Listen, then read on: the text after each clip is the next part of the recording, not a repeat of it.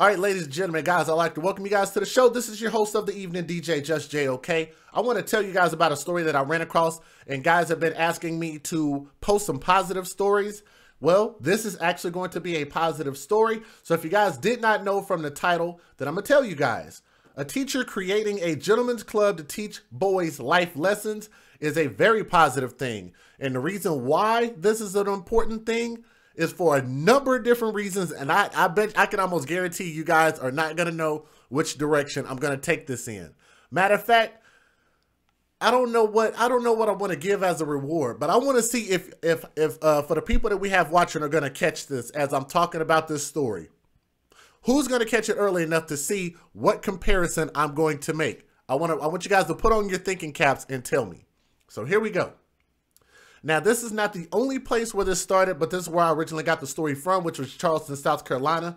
A teacher in South Carolina is going above and beyond to help young boys in his community become young gentlemen, reports CBS affiliate WCS-TV. Every Wednesday, nearly 60 students at Meminger Elementary School dress for success and meet for, quote unquote, the Gentlemen's Club. Raymond Nelson is a student support specialist at Meminger Elementary in downtown Charleston, South Carolina. Now, he works with at-risk children. I'm going to read that again.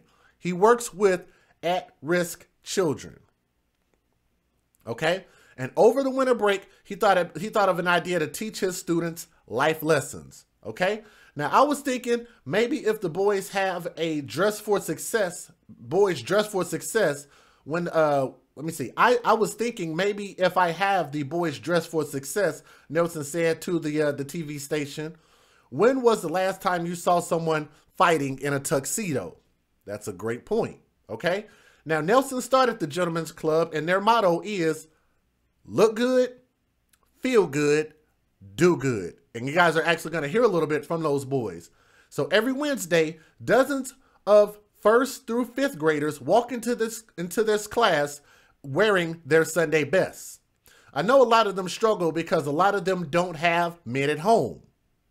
Okay? I'm going to read this part again. I know a lot of them struggle because a lot of them don't have men at home.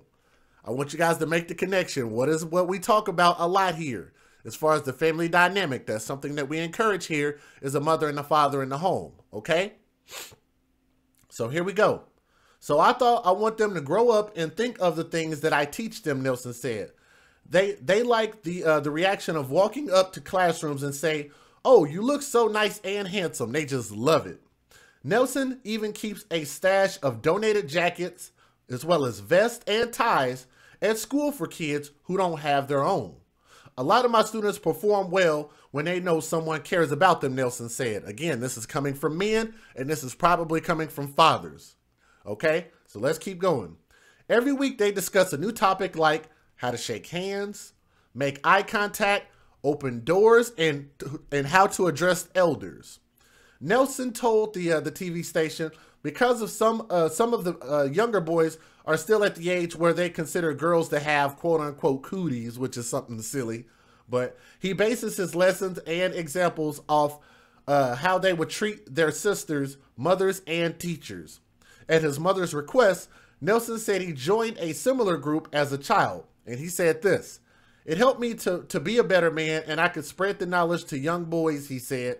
And the Gentlemen's Club has been so successful at Meminger that Charleston County School District officials say that they want other local schools to begin, quote, gentlemen's programs in their schools. And I think it's a beautiful thing, okay? So what I'm going to do is I'm going to show you guys a couple of videos.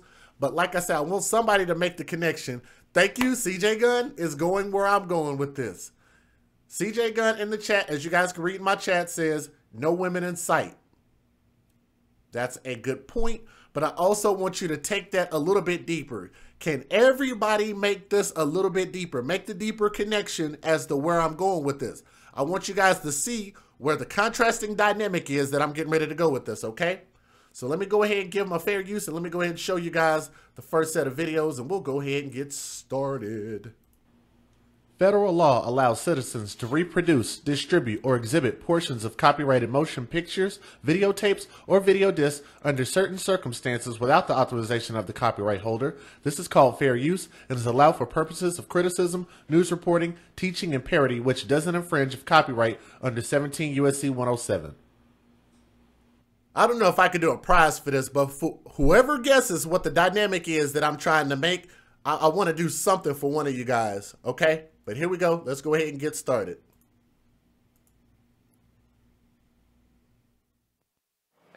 We end tonight at the Gentlemen's Club in Greenville, South Carolina. No, it's not a nightclub for men. Far from it. It's where life lessons are taught. You look sharp, sir.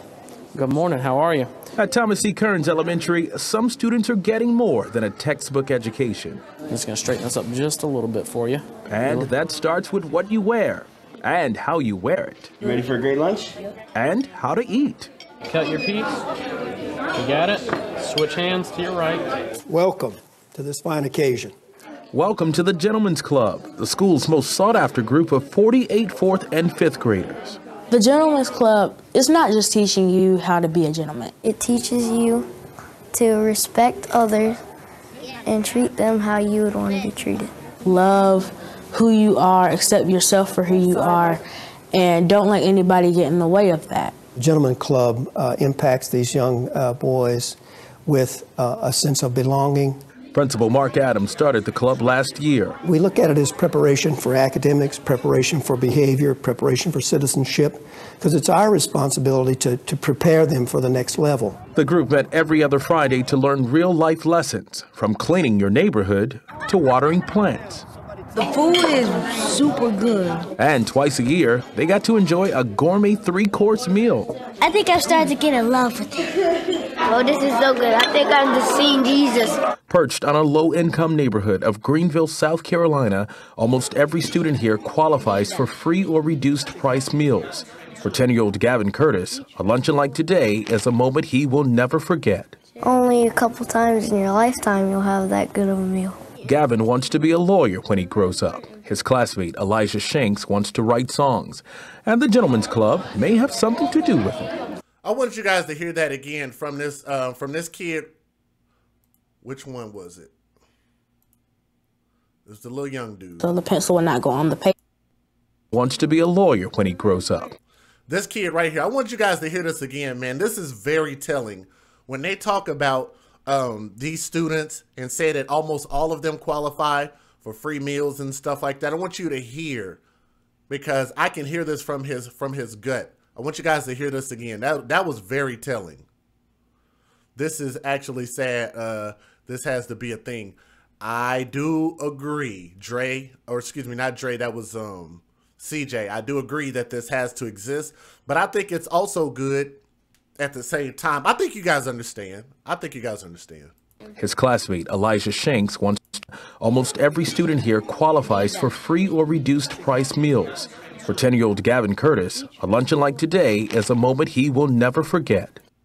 I want you guys to listen to what he says right here. Listen to this young man right here. Listen to what he says. Only a couple times in your lifetime you'll have that good of a meal. Did you guys catch that? Luncheon like today is a moment he will never forget. Only a couple times in your lifetime you'll have that good of a meal. 10-year-old Gavin Curtis, a luncheon like today is a moment he will never forget. Only a couple times in your lifetime you'll have that good of a meal. I'm going to tell you guys something. When he said that, that almost brought me to tears hearing this young man say that. And they had a very, very nice meal. It looked awesome. It absolutely looked awesome.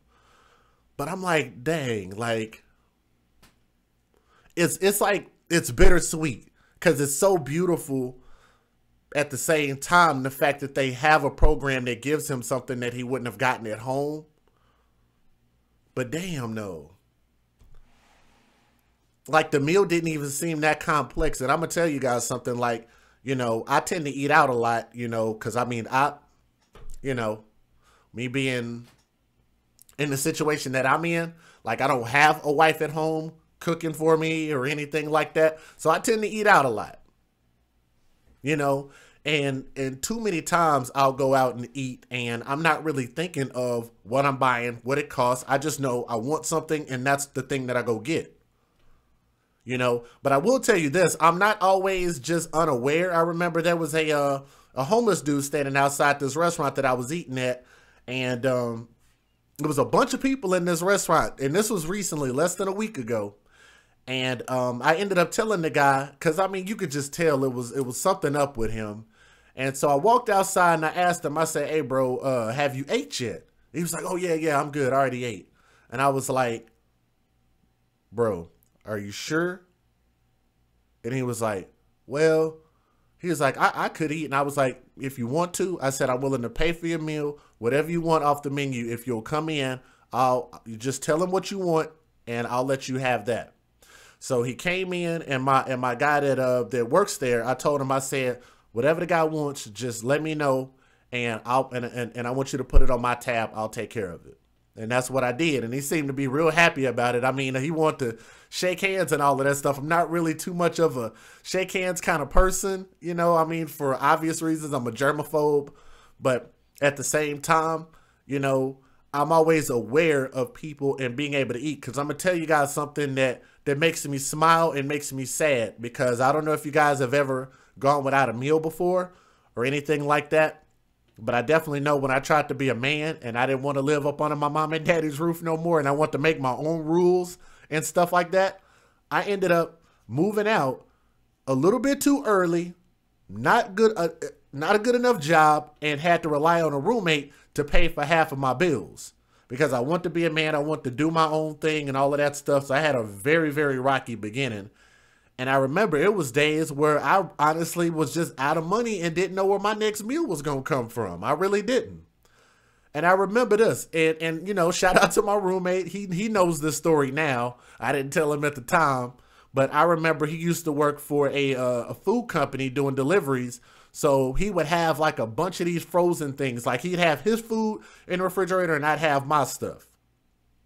And a lot of times, if he brought these big old huge industrial bags of whatever it was, I'd do my best to wait until he opened it, and I would start sneaking pieces of chicken or whatever it was, and I would start taking stuff out of his bag just because I was that damn hungry. So I understand, and I don't know if you guys know this dynamic or not, but I don't know. Did you guys know that a lot of criminals end up stealing because they're hungry? I don't know if you guys knew that or not. Not all, and not in most situations, but a lot of them end up stealing whatever it is that they steal literally because they aren't able to eat. And I've always said, you know, I don't care whether it's family or somebody else. If somebody, like I might not give somebody some money, because I don't trust people just giving them money and then just trusting them in what they're going to do with it. You want me to give you a prime example of that? How about the Red Cross? How about some of these other organizations where people just dump and throw money into these programs and they only give 20% back to whatever it is that they were supposed to be giving money to, and the majority of the money is going into administrative fees, right? So I believe in making a direct impact. Instead of giving somebody $20, I'd rather buy you $20 of food because I know you're going to have to eat that.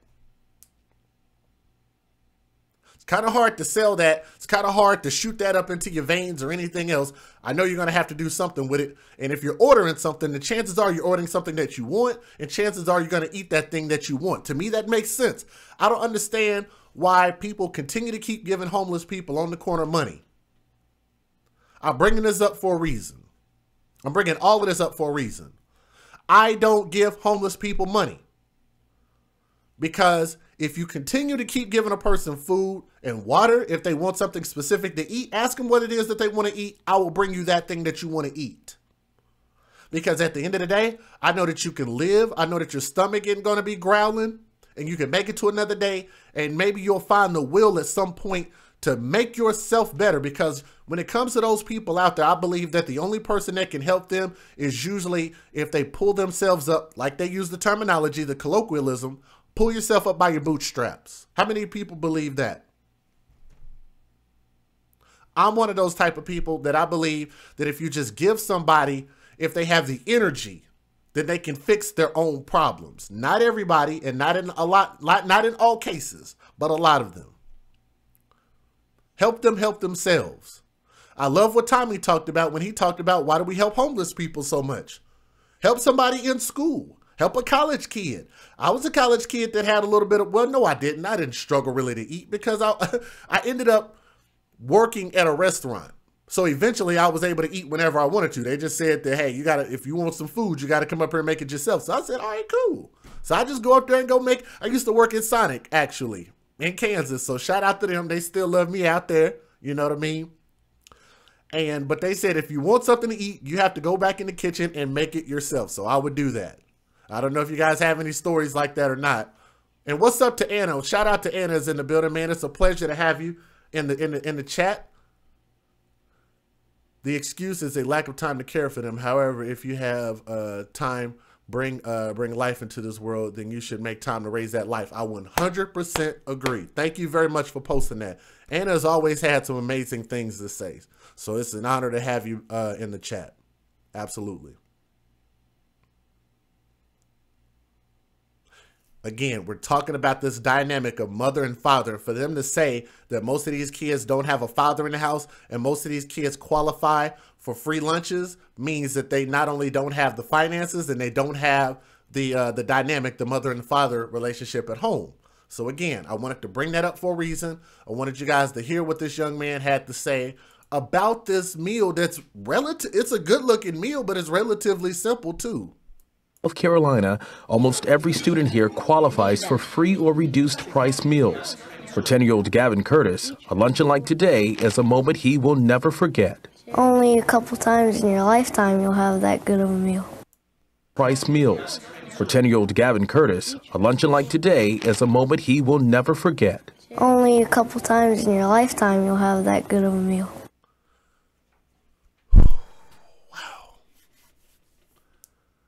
This young man said, only a couple of times in your lifetime will you have a meal that good. Man, isn't that not sad?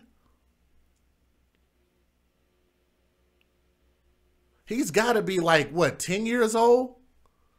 And I'm going to tell you guys something.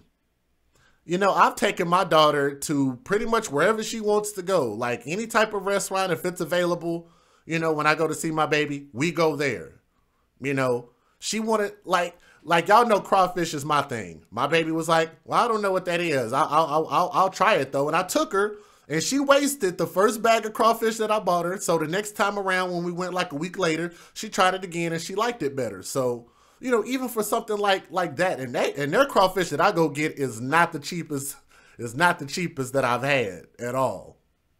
And they're out of season right now. So, you know what I'm saying? Sometimes we can end up spending, oh hell, $100 on a meal just between me and her. It just depends. But for a young man like this to say it's only a couple of times in your lifetime, I'd say maybe a couple times, maybe every, you know, few months, maybe a year. Wow, that's just very telling. Is a moment he will never forget. Only a couple times in your lifetime you'll have that good of a meal. Gavin wants to be a lawyer when he grows up. His classmate Elijah Shanks wants to write songs. And the Gentlemen's Club may have something to do with it. It gives me the confidence to actually do it, because if I didn't have the confidence, I would not be holding the pencil. The pencil would not go on the paper. I used to be a bad kid. I used to get in a lot of trouble. But when I heard about the Gentlemen's Club, I joined. After like the first meeting that we had, I felt changed. I started acting better, getting better grades. Academic achievement, in my opinion, is mostly about hard work and commitment. And I am proud of you for your accomplishments today and this year. Hard work paid off indeed. And what better way to celebrate? To the gentlemen of Thomas E. Kearns Elementary School. Cheers. Cheers. I want you guys to think about what I've said before. School. Cheers. Cheers. I want you guys to think about this. You guys remember that I even had an argument with my friend, and maybe me and her will have to revisit this again. I'm not going to call her name out, but we tend to have just these crazy discussions. And I told her, I said, a woman can't teach a boy how to be a man. That's a fact. Cannot happen. It's not impossible. But the core things that a boy needs to learn, he needs to learn from a man. Right? This is another example of that. As you guys notice, there is no one en masse teaching men how to be men and how to be quote unquote gentlemen in the gentlemen's club, except for who? Men, fathers.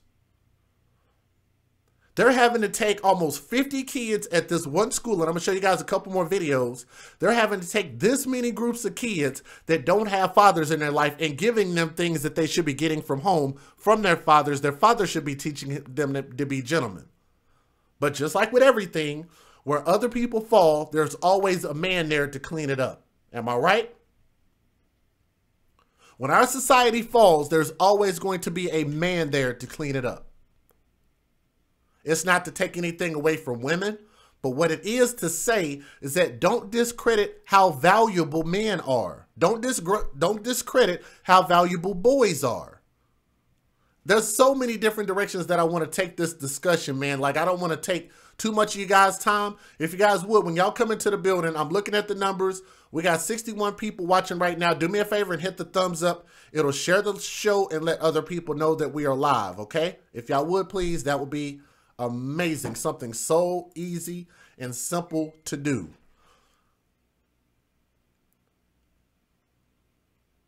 So let me see where we are on the thumbs up real quick.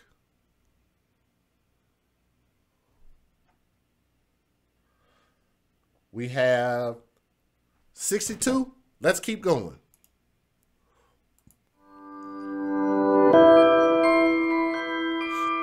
During the school day, these students review their multiplication tables. After school, it's about the dinner table. So what kind of spoon would this be? Welcome to Gentlemen's Club at Forest Park Elementary School in Boynton Beach. The group features a dozen 4th and 5th grade boys who are learning how to be respectful and responsible young men. CRRC, I like the comment that he made, and I'm going to tell you why I like what CRRC said in the chat. I want you guys to notice. I asked you guys, we're gonna play a game tonight, and the game is, what is the most contrasting difference between what you see in this story compared to the stories that you're not seeing? I want you guys to call it out and tell me what it is. CRRC is very, very warm on that one. To hang out with my friends after school, learn about how to be a gentleman, and it's fun. This fun group meets every other week. Members wear nice pants, a white shirt, and a tie. Past meetings have discussed dressing for success, how to treat women, and how to greet someone by shaking their hand and making eye contact. I want you guys to catch that. They said there were some topics that they had, and they said dressing for success, which I think is awesome.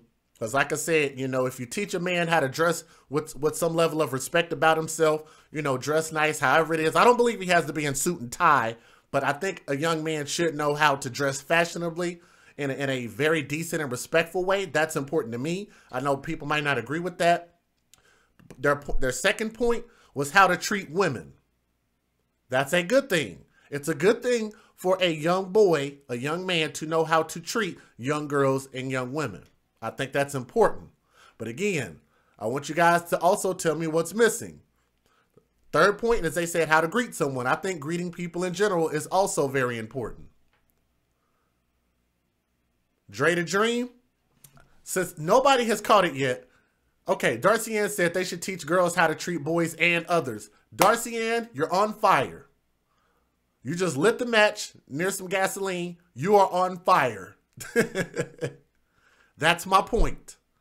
When I asked you guys what is the contrasting difference, I'm showing you guys a story where when people ask what is a man and how do men behave, well, we're teaching these young boys in these situations, and I do personally in my own personal life, I teach young men how to be men. But what programs, what women are teaching young girls how to be girls? Uh-oh.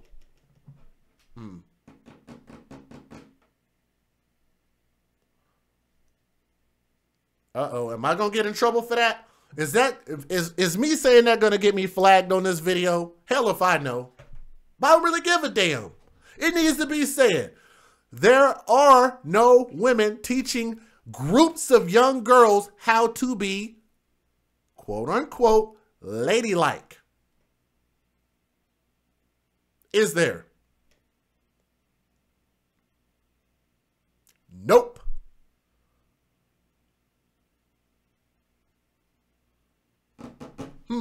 Thought I'd throw that out there. Let's keep going. Today, they're breaking bread and learning how to act when they eat a meal. That means proper posture, no elbows on the table, silverware in the right spot, and acting like a gentleman. I want you guys to sit there, and I want you to work on having actual table conversation. And I think it's beautiful what they're teaching the boys. But let me ask you a question, guys, like a real serious question. What difference does it make if boys know how to be gentlemen to girls if girls don't know how to be receptive or how to respond in kind? What difference does it make? That's why I think both of them need to exist. We need to have men teaching boys how to be men and women teaching girls how to be women. They both should be good and healthy for each other. There should be balance, right? You open a door for a woman. What should her response be? You pull out a chair for a woman. What should her response be? You give a woman a compliment. What should her response be? If women turn around and take that and take your compliment and ball it up like a piece of paper and throw it out the window, what do you think that's going to do to that boy's confidence?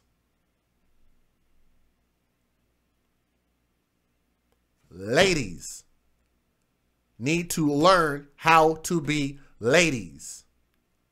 There is a such thing and it is important. That's exactly why it's important. Because if the boys are learning all of these valuable skills, it's not going to mean anything if they're not able to transpose it and give it to the girls. But there's still ways around that. Because like I said, these boys can still end up successful, building up their own businesses, building up their own empires, and women are still going to have to come along the ride. And what you don't want is you don't want men in powerful positions abusing those positions because the girls didn't know how to be receptive when they were young girls and whenever they become women. Can you guys agree to that? Pretty strong dynamic, isn't it?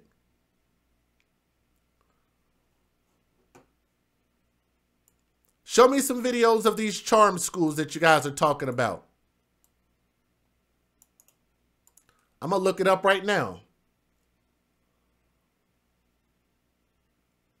Last one I saw, 2011. And they turned that into a damn TV show, if I'm not mistaken.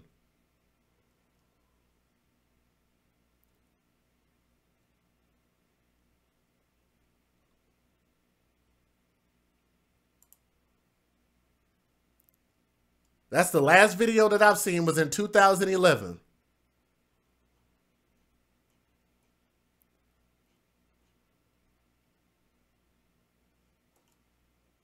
Like I said, correct me if I'm wrong. Looney Tunes said they don't exist anymore. Hey, look, let's keep going, but I'm giving you guys something to think about. Let's keep going. The talk of the school is the improvement teachers, administrators, and parents are seeing in these young men. They're getting better grades, and they have better behavior. Every day I see them, I'm getting greetings in the hallway. Some of them come out of their way to say, hello, Mr. Weber, how are you today? How has your day been? You know, little things I've been teaching them, just seeing them put it into action. And you guys notice, they're teaching these boys very valuable lessons, how to be, quote unquote, gentlemen. And now they're seeing it, they're seeing the response in the boys' grades. What does that tell you guys? That makes it all worth it, absolutely. Teachers Michael Weber and David Katz created the club this school year. My heart, the reason I teach is because I love the kids. I think that this just further reflects the fact that I love the kids. The group is making a difference. These boys are positive role models to other students in the school. I can show how good I am and how I'm being a gentleman, and people might follow follow me and do the same thing, and they'll be a gentleman too. Gentlemen's Club like definitely brings something important to the table. Thank you. I'm Rick Blackwell for the Education Network, keeping you informed. This kind of gentleman's club. Deuce Mason is live at Sheldon. Somebody said, Tuluvian and Miss June Bennett, I don't doubt you, sweetheart, but there's a lot of people that are saying that they don't exist. I'm just saying, I haven't heard any level of press about it. I haven't seen anything. I Google searched it a little bit, and I didn't see anything since 2011. Let me see. Tuluvian said charm schools went away because of feminists. I don't know. Well, because you know why that makes sense, Miss June Bennett? Because of the fact that women are basically going against it and saying, well, women can be however they want to be. They're saying women should have the freedom to be however they want to be. You guys, hold on just a second real quick because I have that person on the line. Hold on.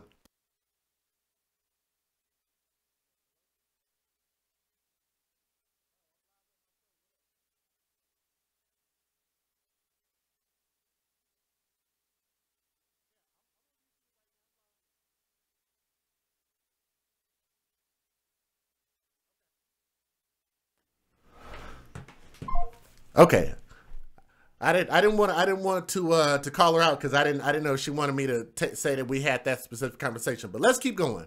So I Googled it and found it. Okay, yeah, just let me know because I'd like to hear about it.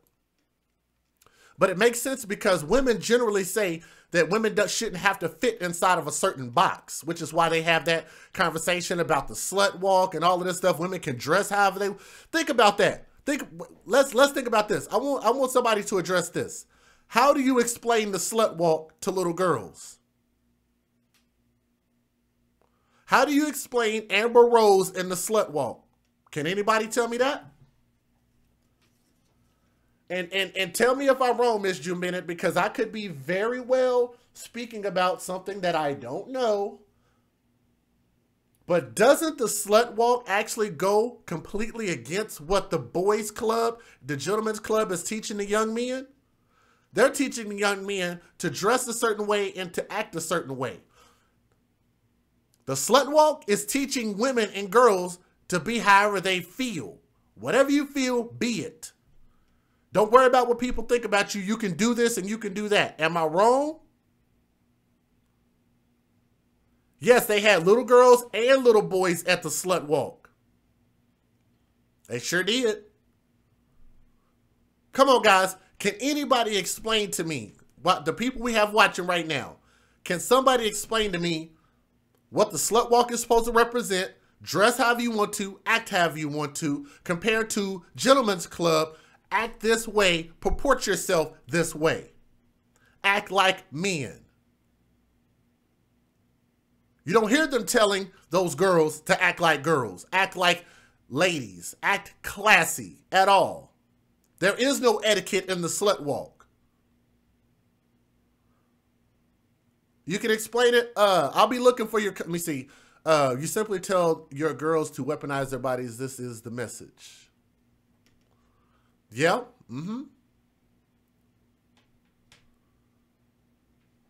You don't hear about any type of program going against the slut walk. That literally undoes everything that they're trying to teach the boys to do compared to what they should be teaching the girls to do. They got the girls with their chests hanging out, their butts hanging out, their midriffs out. They act however they want to. They can be sexually this and sexually that. And that's part of what I'm talking about is we've lost decency with our women. Miss June Bennett, email it to me, sweetheart. Email it to me. I'll pull it up. Email it to me. The email address is right below that video right there. Just type it in and email it to me, and I can get it that way. What's up, Pandorians, and what's up also to Mark Pinkney and Jellyfish Girl. What's up, guys? Let's keep going. High school with how this club is teaching young men manners. Hey, you. Yeah, this is a great club going on. You know, I don't even know how to tie a tie, yet these young gentlemen are learning all about being gentlemen, true gentlemen. We're bringing over Kirk right now. he is a guy in charge who's kind of put this club together. Tell us more about what you guys are trying to accomplish. Well, you know, we figured out that if you teach a young man to tie a tie, you never have to tell him to pull up his pants. And so we just... Whoa, did you guys hear that? I love what he said. And this is actually targeted towards black men, mostly.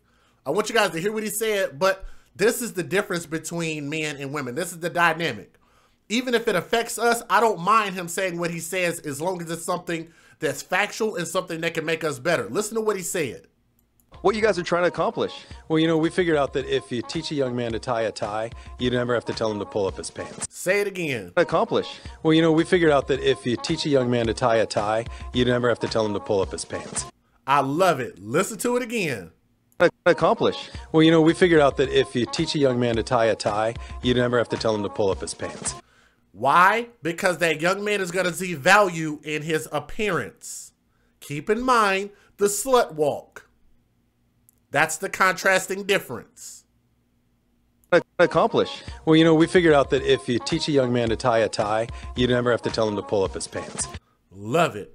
If you hit your email, you should have my email address and I can provide a full breakdown. Okay, Falkwolf, I got you. I appreciate that. What's going on? The Princella is in the building. Shout out to my sister. I love you, and shout out to you and your family. Thank you for joining us.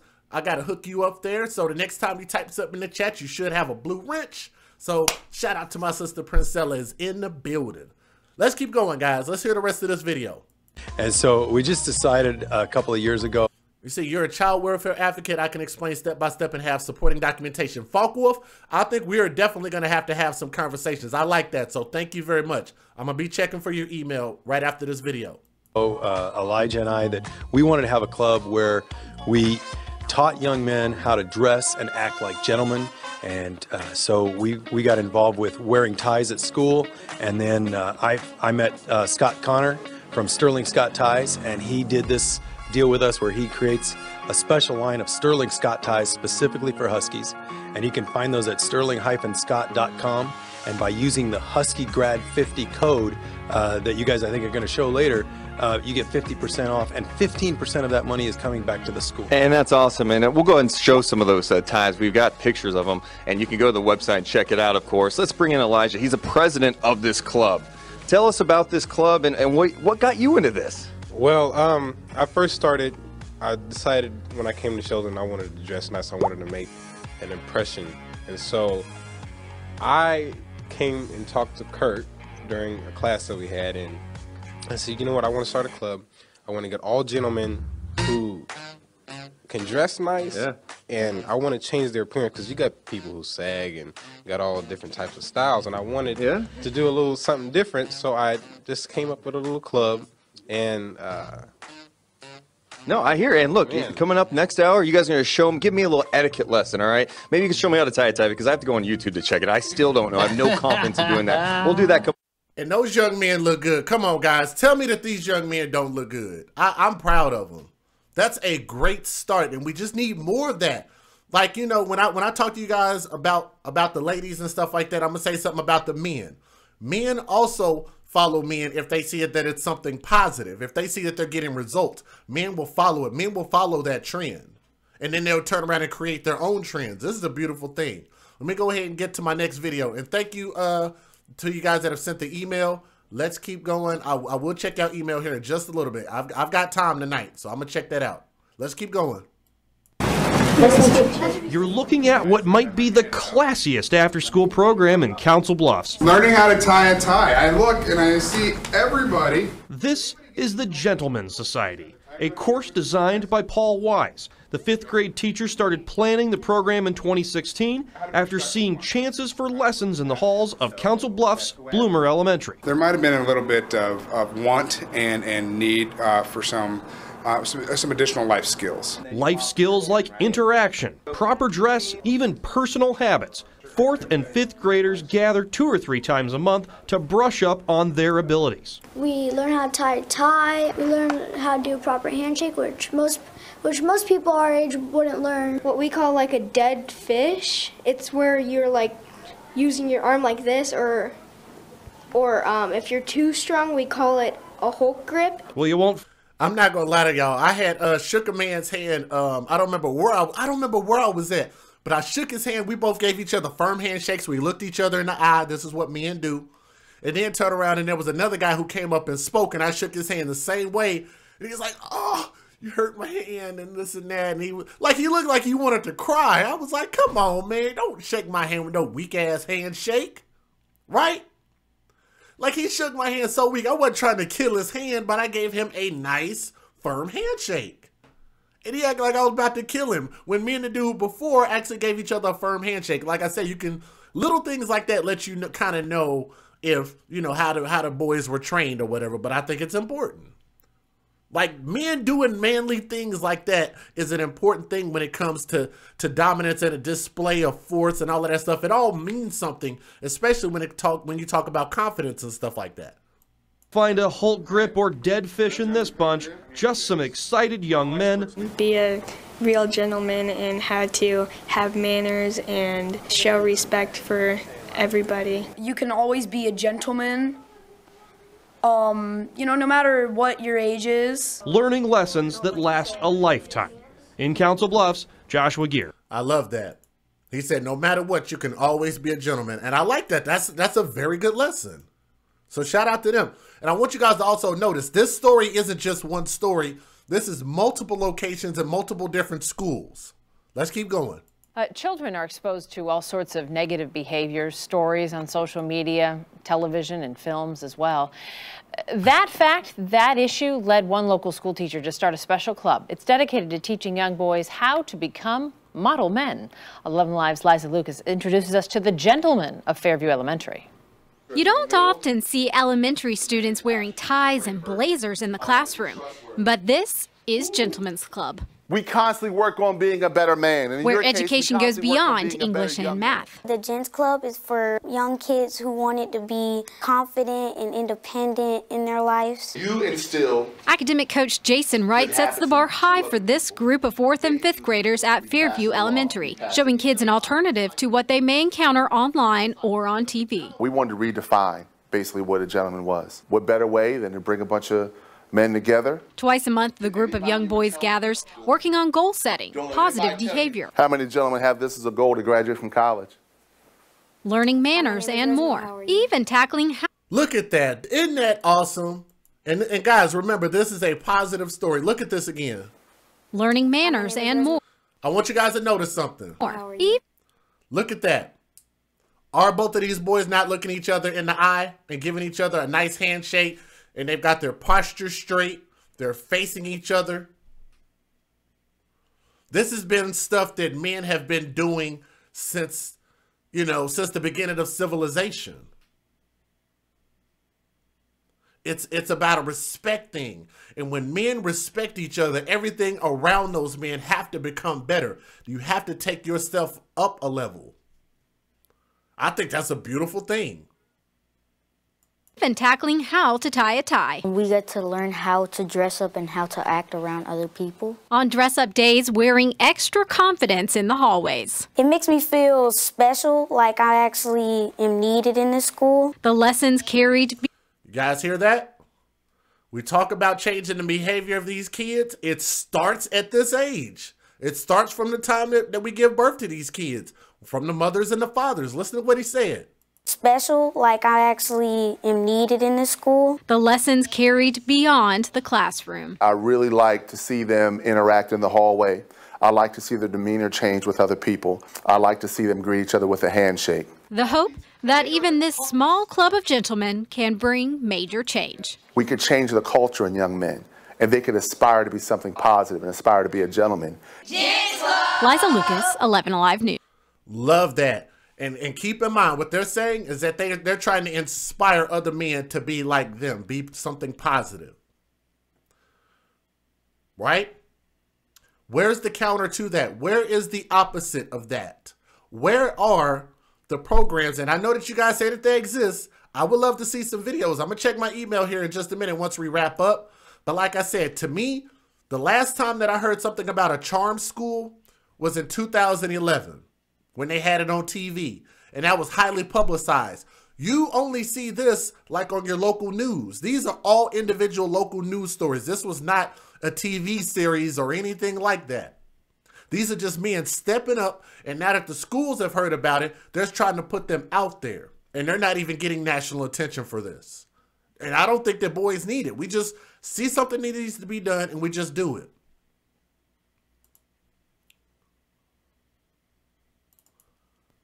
So I'm going to show you guys this last video, and then I'm going to wrap up with one of my favorite videos. Here we go. A local teacher. Let me see. Did I see the video of the guy working at Little Caesars? No, I did not see that. I did not see that. But I will tell you this. Like, I do stories like that sometimes. But most of the stories I do, like I said, we generally advocate for children first. So a lot of the stories I do end up having to do with children in some shape, form, or fashion. Or if it's something like really funny or like something that really needs to be put out there in the news, like the XXX Tentacion story, I feel like that was something important. It just kind of depends on what it is, depending on whether I'll pick up a story or not. So generally, I will look through the emails and see what I have, or I'll search like my own news feeds and just kind of pick it from there. But I don't know. That's a crazy thing, though. I don't like people messing with folks' food. I think that's crazy. Helping young boys become young gentlemen. Every Wednesday, nearly. Let me see. Carrie said, boys are taught to respect girls. Girls are taught to respect themselves, and nobody respects boys. Ooh. And that's coming from a lady. And I've noticed that. I'm going to put out a statistic that I know that some people might not like me to put out there. I'm going to put this up now because I think it's the perfect time to put it up. Remember when I told you guys about that contrasting difference? Are you guys ready? Like Just Shenanigans. Exactly. Exactly, for Antonio. Some stories I'll end up sticking in a Just Shenanigans episode. I want you guys to look at this.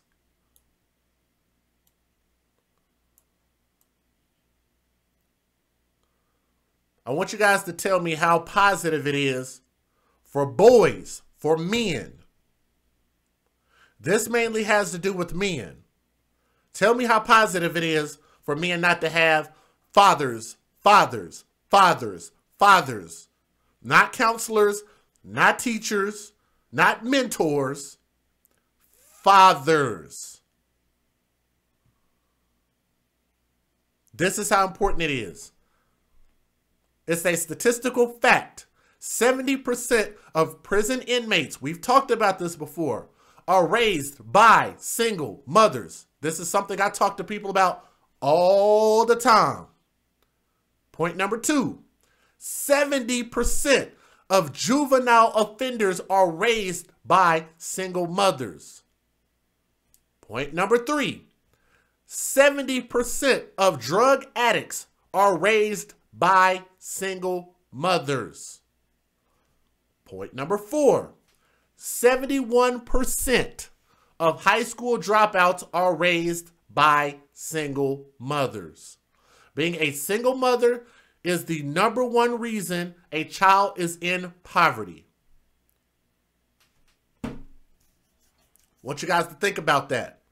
We're not saying that women and mothers are bad people. What we're saying is that they're making bad decisions.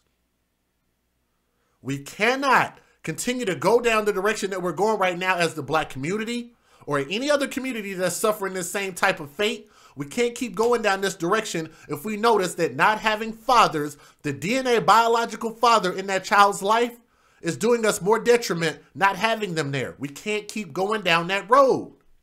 70% is high.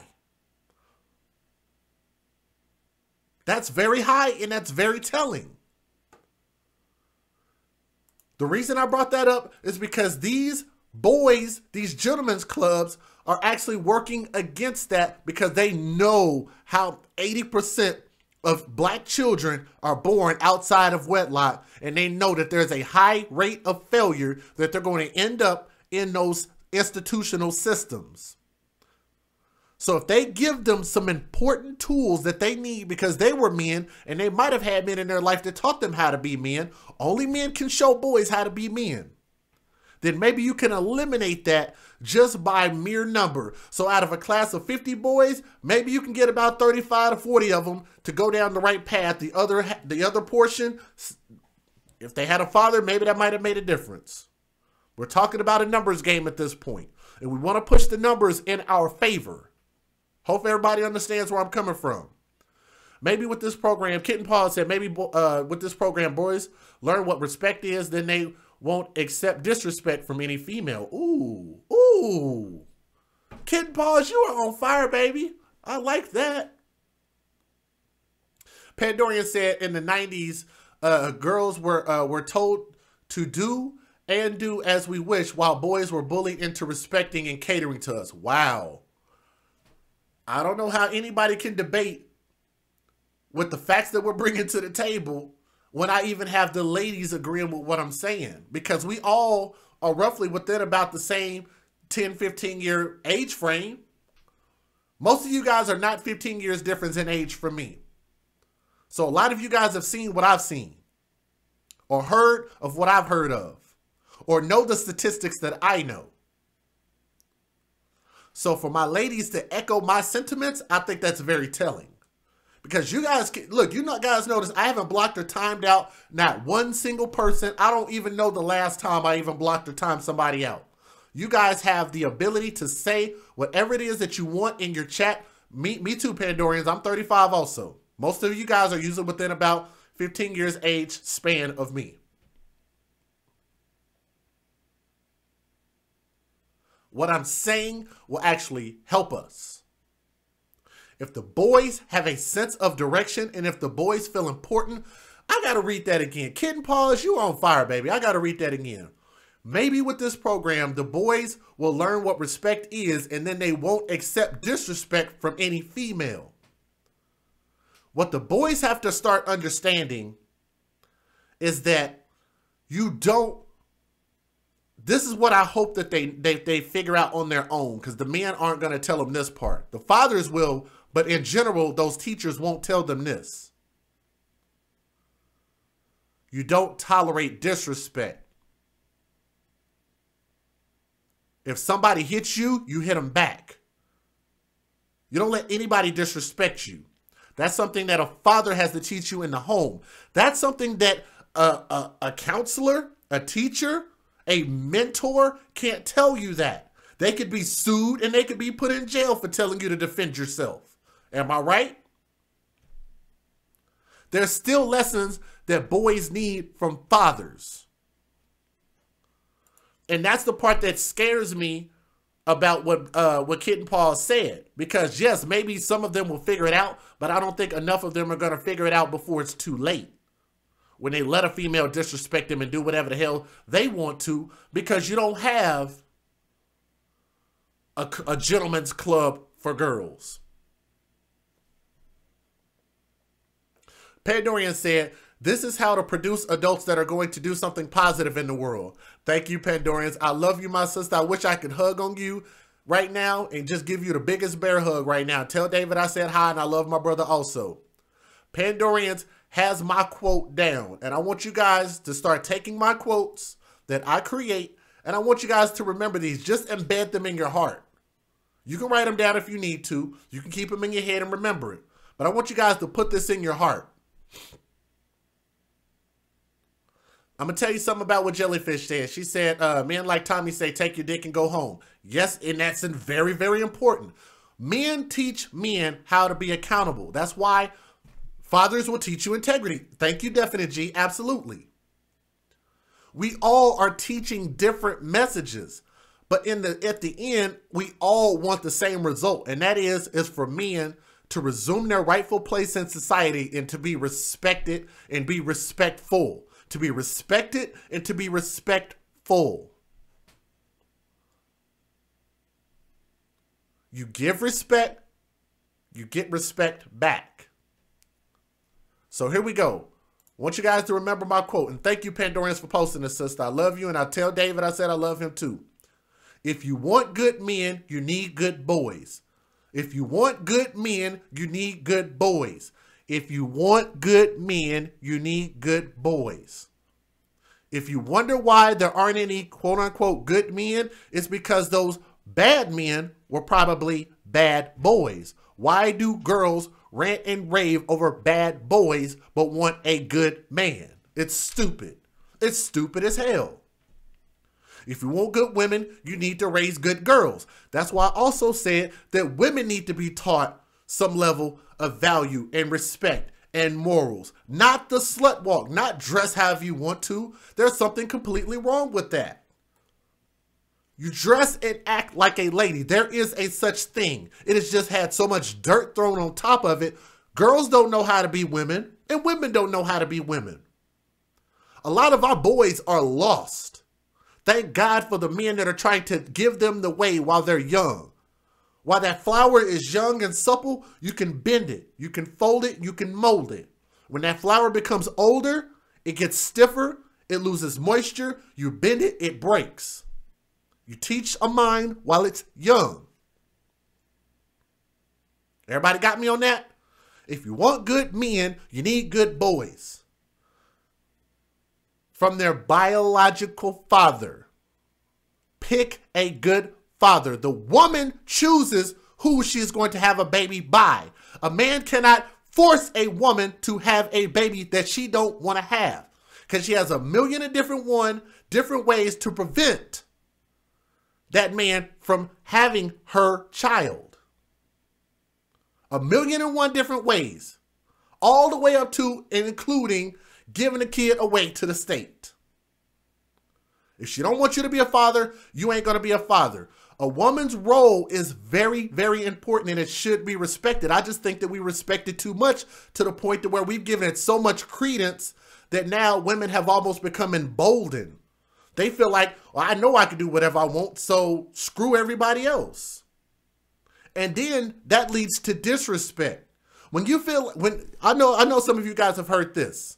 They say that absolute power corrupts. Have you guys heard of this before? Absolute power corrupts absolutely. No one should have absolute power. Think about the way that the states are built. The legislative, the executive, and the judicial branch of government. There's this thing called, maybe this is why I was good in some of these subjects in school, even though I hated them. Because I remember them. It made sense to me. Again, shout out to my brother, Relationship Rehab. I'm coming to see you, bro, real soon. So stand by on that. Also, shout out to my sister, Princella, and everybody else in the chat. I want you guys to think about this. In our government, we have this thing called checks and balances. Has everybody heard of this term before? If you haven't, we are about to look this term up, and I'm going to tell you exactly what this term means. Here we go. Checks and balances. Counterbalancing influences by which an organization or system is regulated, typically those ensuring that political power is not concentrated in the hands of individuals or groups. I'm going to read that again. Remember this term. I'm going to bring y'all back to where we were in school. You guys have heard of checks and balances in the government. Relate this to regular life. Women need to have checks and balances. The boys already do. The boys suffer the most dire consequences. Tommy just did a story earlier. Did you guys hear about that woman that raped that, what was he, like 12 or 14 years old? Raped that boy in school, and she didn't do a day in jail. She got probation. That white teacher. Tommy just did the story today. If y'all didn't see it, I want y'all to take a look at it. She just got probation. Did you guys look at the story that I did of the man that got the 10-year-old girl pregnant? He's doing 136 years minimum, 85% sentence in jail. 136 fucking years. Now, how do you guys explain the difference between that? Let me ask you guys a real question. Maybe I'm stupid. I could just be stupid. I could just be a stupid person. I could be a very dumb person. So I'm going to ask you guys a question. I want Soto Nation and everybody that's watching the show right now to tell me if I'm wrong. What's the difference between a child that is age 10 compared to a child that is age 14? What is the difference? I'll wait for your answers.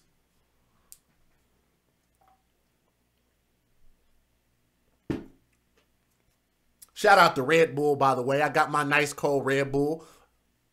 I've got a lot of energy tonight. And I thank everybody that's watching the show. When y'all come in, do me a favor and hit the thumbs up. It'll share the show and let other people know that we are live.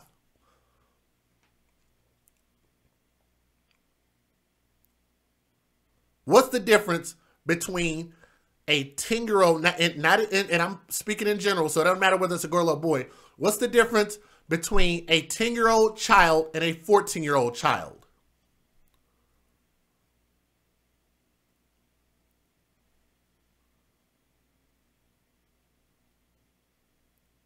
Yeah, if y'all didn't see Tommy's video, Tommy put up a number of videos today, and some people are calling it white privilege. I'm not really one of those kind of guys. I'm not that guy. I don't believe in quote unquote white supremacy. I know some people, you know, go different. They're going to be different with me on that. Some of you guys are going to speak differently than I am on that.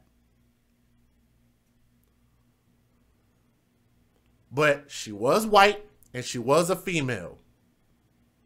And she was relatively attractive. Maybe that had something to do with it. I think her act makes it more egregious, the fact that her husband is a police officer. Did you guys know that? Think about that. I'm going to give you guys a crazy ass scenario. You ready? Here we go. Here's the scenario. The teacher rapes a 14-year-old boy. Rapes. Let's just say that since her husband, because she was married, if her husband says, oh, he found out about it, I get it. He's young. He could do things. He's got more energy than me. I'm okay with it. Let's just say if the husband just agreed with it, let alone the person that performed the act.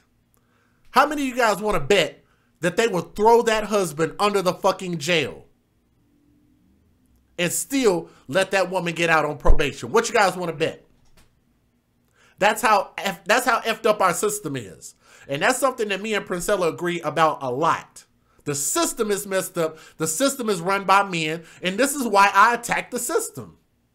It's a dumb system. The way we view things is a little bit different on some things. But I tend to attack the system itself. The mindset. The system still has a mindset. It's ran by human beings. So if we can attack the mindset and the values that these people believe in, you break those values down, and then people have to realize, wait a minute, the direction that we're going doesn't make any sense.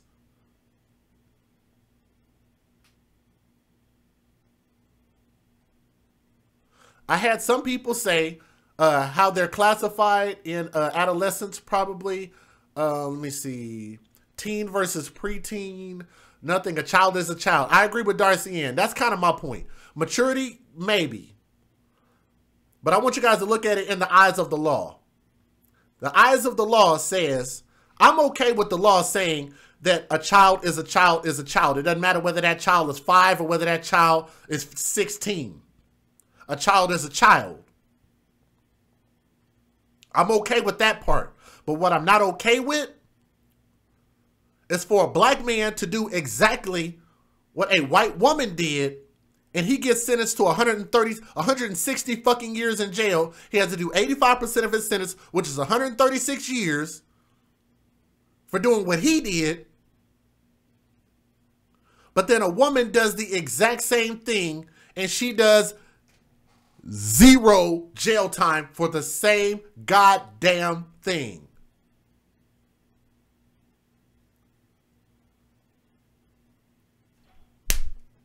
Probation. Slap on the wrist. Probation. Are you kidding me? And I'm going to tell you guys something else that bothered me about Tommy's story. Tommy actually reported and said that that woman can actually turn around, and she kept her teacher's certificate. She could still go get... She was not ordered to give up her teaching certificate. she can go to another school district, wherever she wants, and get another teaching job.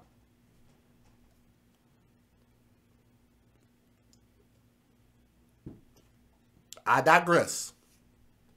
I digress. Let's talk about this thing again. Checks and balances. The reason why checks and balances is important in the government, as it should be when it comes to men and women and how we treat men and women, the actions, the consequences of men and women, for this reason.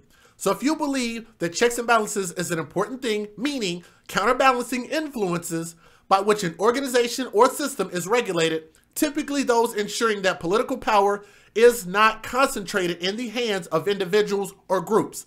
Individuals or groups. Individuals or groups. Meaning, if you have this woman believing that she could turn around and go have sex with underage boys and all that she's going to get is probation if she gets caught and she keeps her job, that's an individual not being checked or balanced. Because if a man teacher did the same thing, he gets jail time and gets dozens and dozens and dozens of years for doing the exact same thing. So let's talk about these checks and balances of groups of people. Boys have checks and balances. There are consequences to every single action a boy makes. And what's even more fucked up is that boys are even held accountable for shit that's not in their control. I'm going to say that again. Boys are held accountable for shit that is not in their control. It is not in the control of a child dealing with a female adult. The boy child is not in control. The grown woman is manipulating that boy to get something that she personally wants from a child. Manipulation, rape. If it is bad for men teachers, it must be bad for female teachers. It has to be bad for humans to do this thing. Period. Everybody agree with me on that? Checks and balances. You can't have the scale tipping to where you say that boys have to respect girls. Boys have to respect the law. Boys have to have manners. Boys have to open doors. Boys have to get a job. Boys have to pay child support. Boys have to stand up and man up and be a man. Boys have to build. Boys have to fight in wars. All of these things, and men are literally saying, okay, fine, we'll do all of that. Give us all the responsibility. We will do all of those things. Fine. Guess what we expect of women in return? What's the one thing that men expect for women in return? I want you guys to post it in the chat. We got almost 80 people watching. I see the numbers building up. Hit the thumbs up for me. Just hit the thumbs up. If you don't know why the thumbs up works, just hit it anyway. Trust me. Punch it. It ain't gonna hurt. What is the one? I want you guys to post one word in the chat. What is the one thing that men and boys expect from women?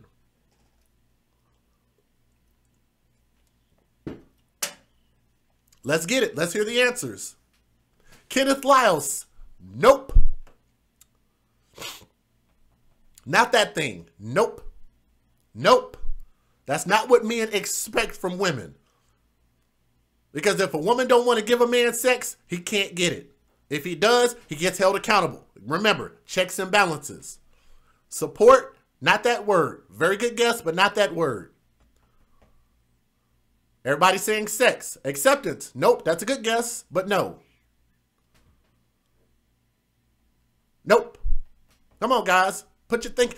Drink y'all some Red Bull. Again, shout out to Red Bull. I'm not being sponsored by Red Bull, even though I asked them for a sponsorship. Sponsor your boy. I'm on your product. This product is good. My mind is working real good tonight. It's 1 o'clock in the morning. Sponsor your boy. You heard me? Nope. Not loyalty. Neil. Neil Dilworth, Darcy Ann 66, and Pandorian said it. Respect. Loon Tune and Cora said it. Respect.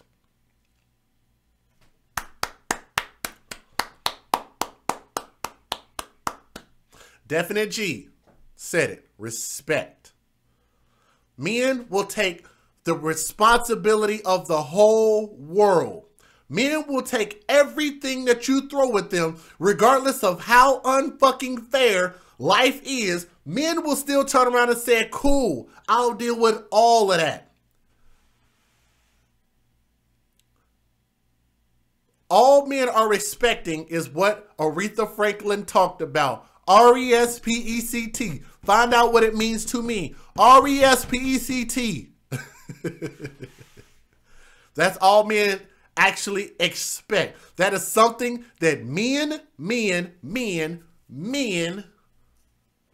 that's all we expect from a woman. We don't expect a woman to have her financials together. We don't expect for women to have no children. We don't expect for women to be the smartest. We don't expect for women to have no stretch marks. We don't expect for women to not wear makeup. We don't expect for women to not wear weave. We don't expect for women to have a car. We don't expect for women to have a job. We don't expect for women to have an education. We don't expect for women to have any of these things. If they have them, they're damn near pluses for us. But if we are going to only want a woman for her body, because it's something that that me and my sister Princella talk about all the time. Let me see. If the men are telling you sex, that that must be the truth of what they expect. No. They can't expect sex from a woman that don't want to give it to them.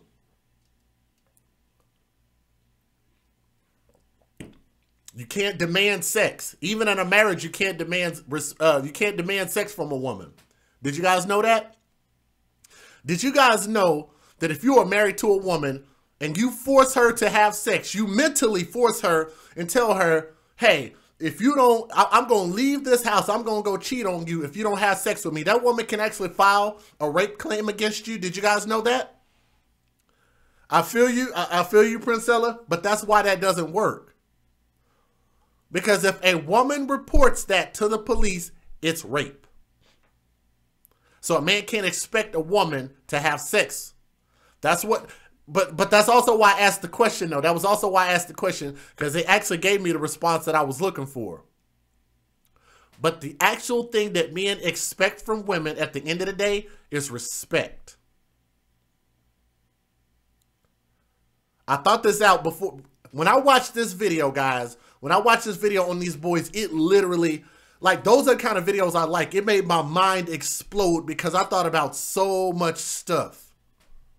I thought about so many different directions that I could take this. Let me put my images back on the screen so you guys aren't just staring at that screen. There was so much stuff that I thought about. You can expect anything you want in life. Expect is not synonymous to demanding.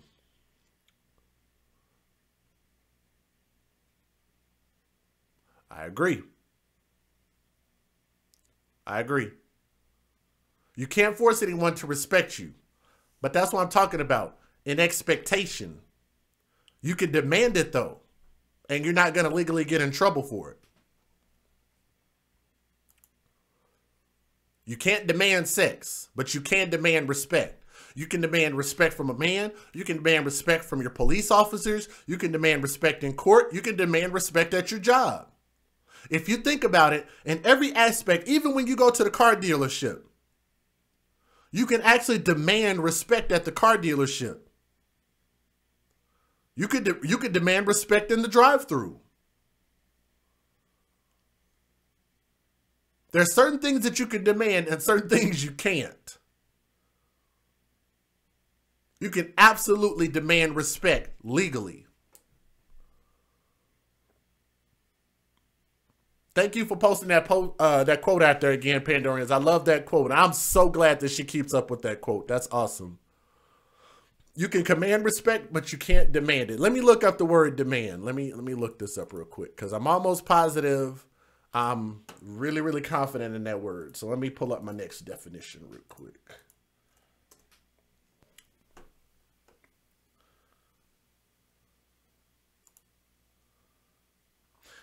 The word demand is a noun, or as a noun, it says an insistent and peremptory. I can't pronounce that goddamn word. Hold on. I'm sorry, guys. Hold on. I'm gonna get this word right. I'm not real good with these words, but we're gonna figure out, what does it say?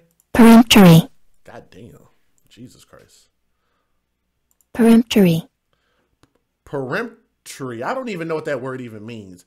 Insisting or immediate attention or obedience, especially in a a brusquely imperious way. In law, not open to appeal or challenge. Final. Okay. Okay. An insistent and peremptory request made as if by right. Pressing requirements. He got enough demands on his time already. In economics, the desire of purchasers, consumers, clients, employers, etc. for a particular commodity, service, or other item. As a verb, demand, which is the one that I'm talking about, ask authoritatively or brusquely. Where is she? He demanded. Insist on having. An outraged public demanded retribution. Require or need. A complex activity demanding detailed knowledge. Synonyms: require, need, necessitate, call for, involve, entail, an activity demanding detailed knowledge. In the court of law, call into court or summon.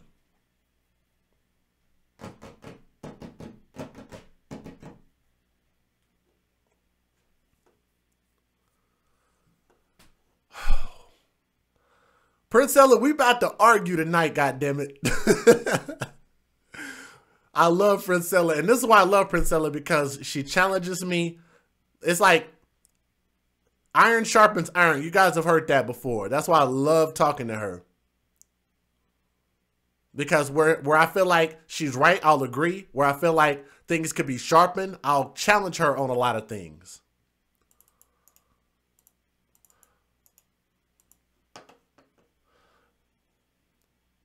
Hold on, I'm gonna look up command, but command isn't the word that I use though. Matter of fact, even in the definitions that I gave, I don't think command was in there. If I could be wrong, let me see. Control find. Yeah, okay. Let's look up command. Let's look up command. As a definition, of course. Give an authoritative order. Be in a strong enough position to have or secure something. An authoritative order as a noun.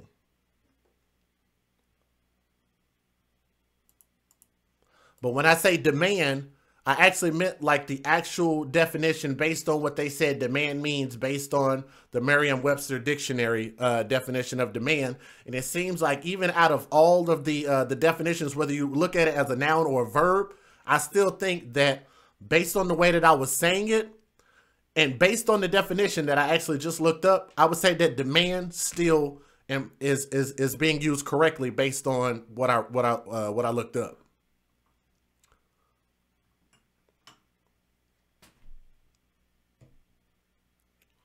So, if I'm wrong about that, you guys, y'all can tell me in the chat. Like, I know a lot of you guys ain't got no problem with telling me how you feel. If y'all don't like something, y'all tell me. So, if I'm wrong about that, y'all make sure and be honest with me and tell me. For the new people that are coming in, we got about 80 people. Do me a favor, just hit the thumbs up, okay? But again, where we might differ, I think it's a small difference.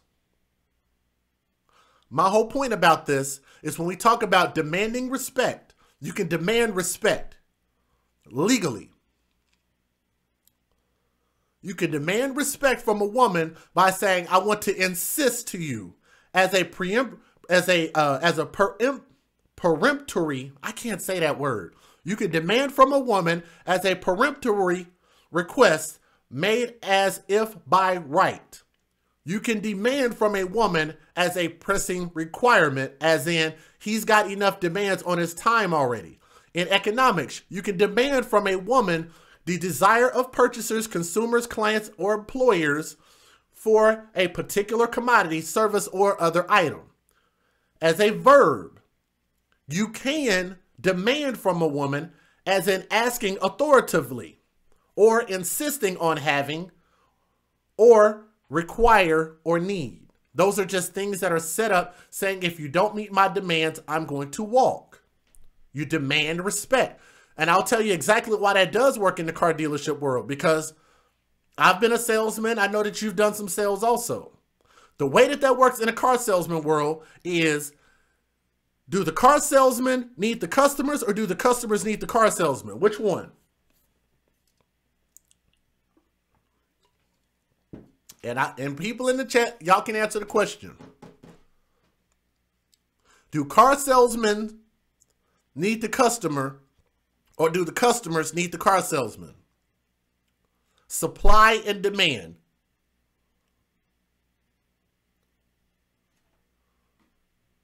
Supply and demand. CJ Gunn basically made it real easy and said, demand, ask for it, command, want for it. It is vital to a company that opens up a business that has a commodity. They need customers. As a salesman, you want the customer to think that they need you. That's a true salesman. I know where you're getting at. That's a true salesman. But me speaking from the consumer side, even having some management experience, but if I stepped outside of my management experience and just look through the eyes of a consumer and even having an understanding from a business standpoint, if I have funds, they need financials, they need money, they need me. Why is it that you have them sending out advertisements and spending millions and millions of dollars on advertisement, showing them these things that they want, not the things that they need? Because if customers saw what they need, then they would never go to a car dealership. Am I right or am I wrong? There are lots of people in this world that if they gave up their cars, they could walk 10 miles to work. That's not a want. That's not a need. That's a want. They don't need a car. Some people only need a bicycle. But most people as pedestrians, which shout out to Maximilian and Tommy because he used that word wrong. We're going to use pedestrian in the correct context. As in walk, pad, feet, walk. I already knew that. That's why I wish I could have hopped on Tommy's show that day, but I digress. Pedestrians, all they need to be able to do is walk. If I needed to get somewhere, if I needed to go down to the Family Dollar, or if I needed to go down to the convenience store, if I needed to go to wherever it is that I need to go around where I live, might take me a long ass time to get there, but I could walk. I might be tired, my legs might hurt, but at the same time, if you guys think about this, if more people walk, considering that America has the fattest population of people in the world, it would actually do a lot of us a lot of good to start walking, would it not? A lot of us end up having health problems. If we walk more, would that not actually help us? So if you think about it, in all actuality, car dealerships would actually need us. They are in demand. We are in supply. They do nothing. They go out of business. They fold if they don't have us purchasing their product that they're telling us that we need. I see that. I want that. And most people, they try to convince you that your want is your need. That's what a good salesman does. Me, when I used to sell cell phones, my job was, I see a person come in with a flip phone. They like their flip phone. They're happy with it. I have to convince them why they need a smartphone. Convince, why, need. Convince, why, need. Convince, why, need. That's something that they want, but I turn their want into a convince, why, need. That's what a good salesman does. So if I can convince that person to give it up, or even, let's just say a lot of people, I've actually dealt with people that had never had a cell phone. All they've ever had was a house phone. I've convinced them and talked them into these long-ass 24-month contracts that they can't get out of, or they'll suffer an ETA, early termination fee, or ETF, if they break those contracts and get these expensive-ass, delicate-ass, hard to replace, expensive to buy accessories for, and plans that are just, that used to just be out of this world expensive. Like mine cost me about $160 a month. That's expensive. Is it wine or cranberry juice? If you're just asking about my drink, this is Red Bull. I think wine will probably be healthier for me than Red Bull.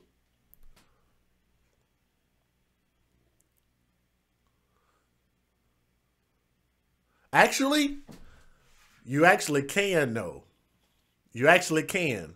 I come from a family of people that used to have to walk everywhere that they went. So shout out to my father and shout out to his mom.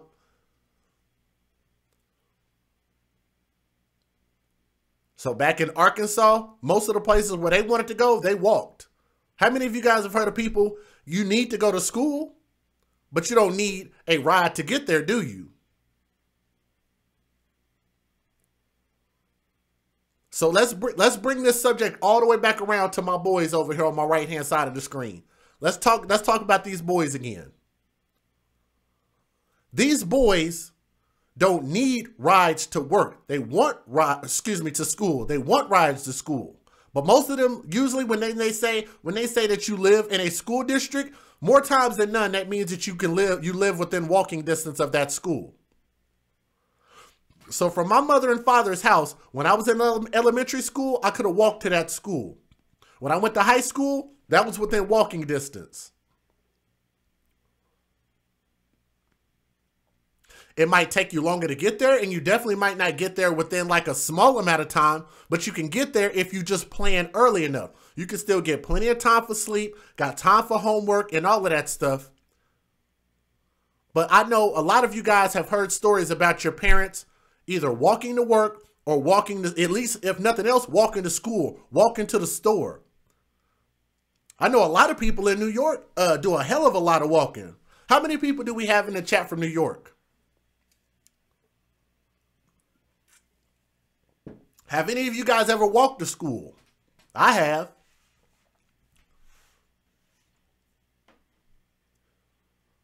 I didn't have very good wind as a kid.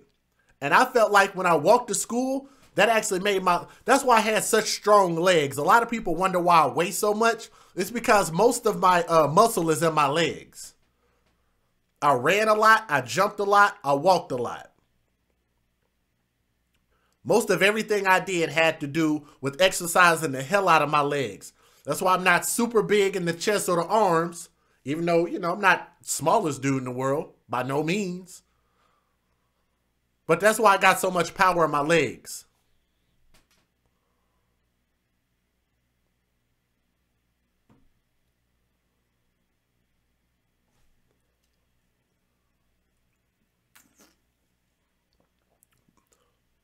Darcy Ann said, oh, but I think you guys kind of get my point.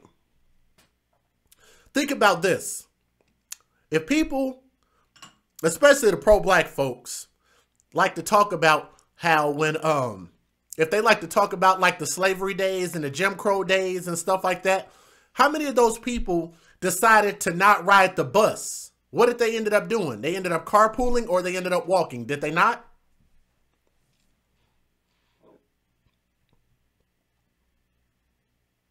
How many of you guys have watched those old movies like your Mississippi Burnings or whatever? I'm just throwing a random movie out there because I can't think of one off the top of my head. But whenever like the family lives out in some wooded area or whatever the case is, and they have to walk like these long distances to get to school and stuff like that, they did it. And they did. And these stories are told a lot. Ride a horse. MFSVH. I wish I could spill some water on your floor right now.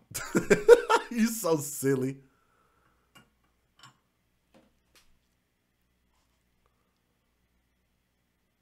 Need and want. Supply and demand. Checks and balances. based on the definitions, I think that if we had more checks and balances in place on both sides, the boys are already checked and balanced. They are held accountable for everything, and even things that they have no control over, they're still held accountable for it. So shout out to the men and the boys that have to bear the brunt of everything in this world when it comes to being held responsible for.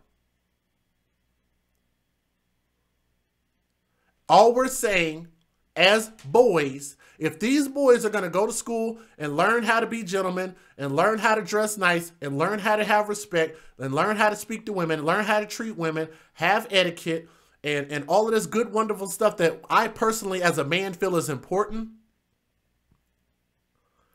if nothing else, the girls should either be taught respect or the boys should just outright demand it.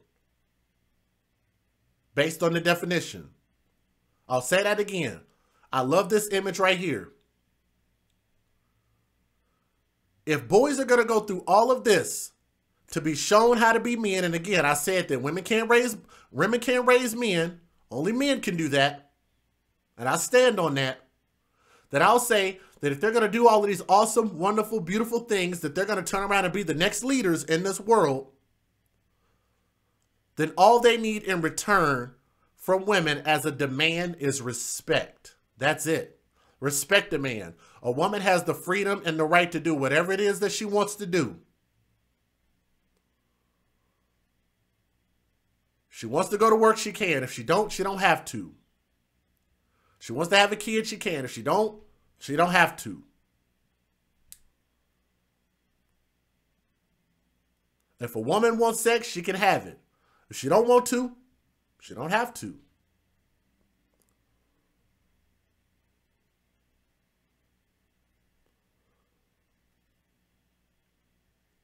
If a woman wants help, she can get it. If she don't want help, she don't have to.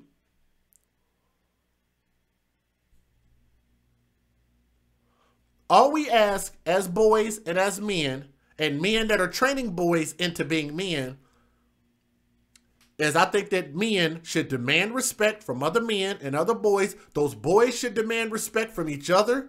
Those teachers are going to damn sure demand respect from those boys. And the boys will learn how powerful a demand for respect is. They're going to turn around and translate that into life. And I think that that's going to make them more successful in life. I think these are some small examples, and I think that we're going to hear more and more stories about when these boys grow up. As you guys saw, I showed a video of some high schoolers, and I think that they're going to turn around and they're going to be some examples and say, yeah, you remember when I went to this gentleman's club. Gentleman's club as in teaching boys how to be gentlemen. I think it's very important. So shout out to these men, these fathers, these teachers, these mentors. But again, I want us to learn the importance of fathers. It is very important for us to have some value in fathers because there is no value in fathers. Right now, there's not. There's no demand for fathers. There's absolutely zero demand for fathers. For the people that are suffering or for the people that notice the suffering, feel like there's a demand. But as a society, they're trying to make it seem like these boys coming up are going to be unimportant. The prison to pipeline, the school to prison pipeline system is set up for these boys to fail. Statistics say that the majority of the boys that you're looking at on my screen are going to end up in jail. Statistically.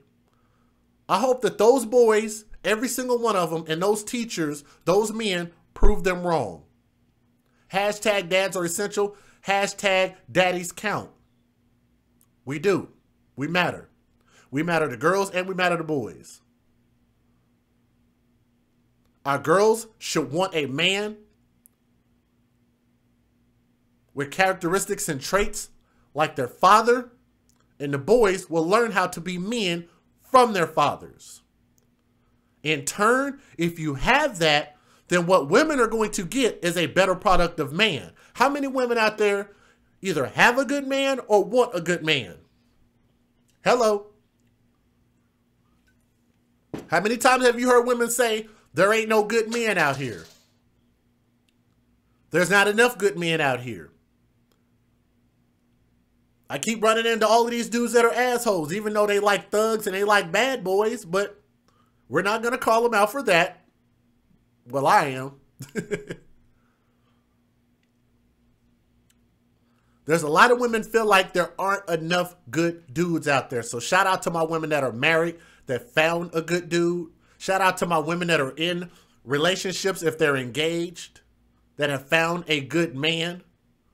But if we believe that they're very far and few in between, then what we have to start doing is maybe, you know, people like me and people that are my age or older, maybe we're just not going to find that person for us. But what we can do is we can make sure that our children are set up to get a good person from the gate. We want to set them up for every opportunity to get somebody good. So what I can do is I can be the type of man that I want my daughter to have. I can be that man so she can see that example and she'll go seek that example by way of nature because she knows what a good protective man is. That is about something. As for my boys, I'm not out here gangbanging. I'm not out here thugging. I'm not out here doing none of these things that I know is going to lead those boys right there on the screen into jail. If they follow my example, if they follow my demeanor and my characteristics, they will find success as opposed to failure. There's a higher probability without them having men in their life that they're going to find failure. You put men in their life that are going to show them the way. There's a higher probability that those boys are going to end up. And remember, guys, we're not going to save everybody. Hashtag not all. Hashtag not all. We're not going to save every single one of those boys, especially if they ain't got no fucking fathers in their life. But out of those 50 boys, we can guarantee that 40 of them are going to have the best damn opportunity to turn into men that aren't going to fall under this effed up system, the school to prison pipeline. We give them a much better chance at success. We give them all the tools. If we're going to send them to war, the best thing I can do whenever you get sent to war is to have as much armor and training as possible. If you're going to go to war, the best thing to have is a good amount of armor, a good amount of training, and knowledge as possible to give yourself a better chance of success. It doesn't mean that you're not going to fail along the way. It just means that you had every opportunity to not fail based on the percentages of what you are equipped with. In turn, I still hold my fathers and my men accountable. I hold my boys accountable. We do our part, and I think the rest of the world is going to have to start to follow along. But one thing that we're going to have to start doing is demanding our respect, period. There is no way around respecting me. You're going to respect me, period, or you're not going to deal with me. Have that mentality. We'll get change. All right? I want to wrap this up, man, and say thank you guys for joining the show. I've had an excellent time breaking this particular video down. I have had fun. Well, I'd like to give a shout out to my brother, Reverend Jasper Williams Jr. Let him hear it, my brother. Let him hear the truth. If you choose to ask me today, do Black Lives Matter? Let me answer like this. No, Black lives do not matter. Black lives will not matter. Black lives ought not matter. Black lives should not matter. Black lives must not matter until black people start respecting black lives and stop killing ourselves. Black lives can never matter.